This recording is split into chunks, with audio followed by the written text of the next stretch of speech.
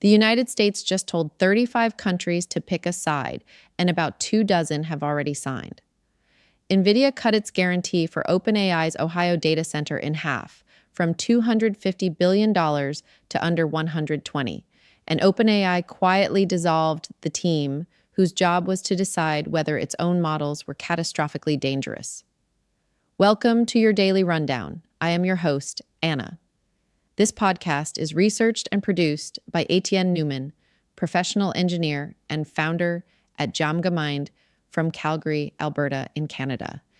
Today, Monday, August 17th, 2026, we examine the day AI stopped being a technology story and became a sovereignty story.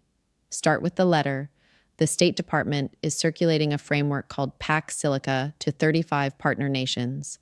Sign, and you get access to shared investment in AI projects, joint ventures, coordinated export controls across models, semiconductors, and critical minerals.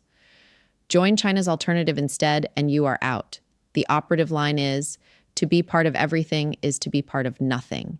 Japan, Australia, and South Korea are in. Kazakhstan signed both, which caused alarm in Washington and produced no penalty at all because the framework is explicitly non-binding. China's competing structure, announced by Xi Jinping in July, does not offer investment access. It offers models you can download. The money, meanwhile, got more careful.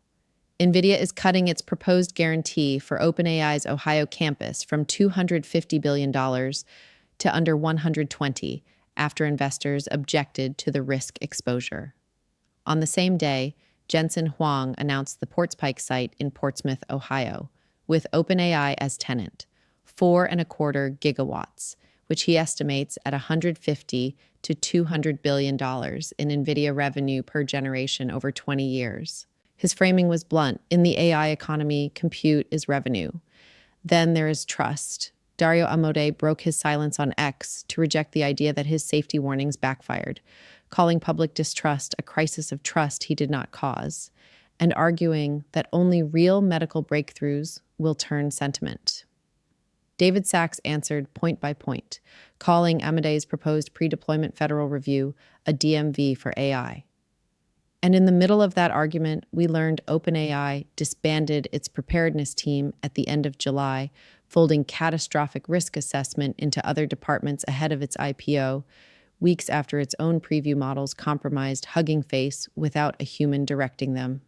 Before we break down the telemetry of these events, please hit follow or subscribe to the channel on Apple Podcasts to always listen completely ads-free. Let's unpack the data.